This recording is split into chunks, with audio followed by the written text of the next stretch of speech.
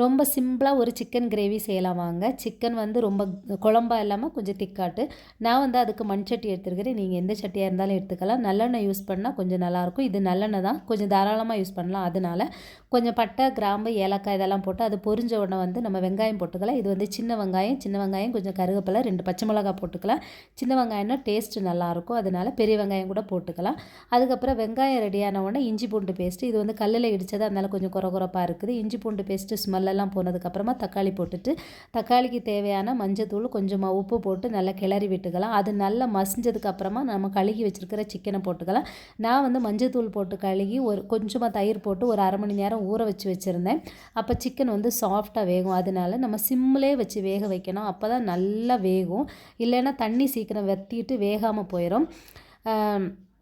அப்பப்போ கிளறி விடணும், இல்லைன்னா அடியில் அடி பிடிச்சி போயிடும். பாதி வெந்ததுக்கப்புறமா இதுக்கு தேவையான மசாலா, நான் வந்து கடையில் வாங்கின சிக்கன் மசாலா போட்டிருக்கிறேன். கொஞ்சம் போட்டு கொஞ்சமாக உப்பு போட்டுக்கலாம். உப்பு பார்த்து போடணும், ஏன்னா நம்ம வற்ற வைக்கிறதுனால இந்த உப்பு கூடி போயிடும்.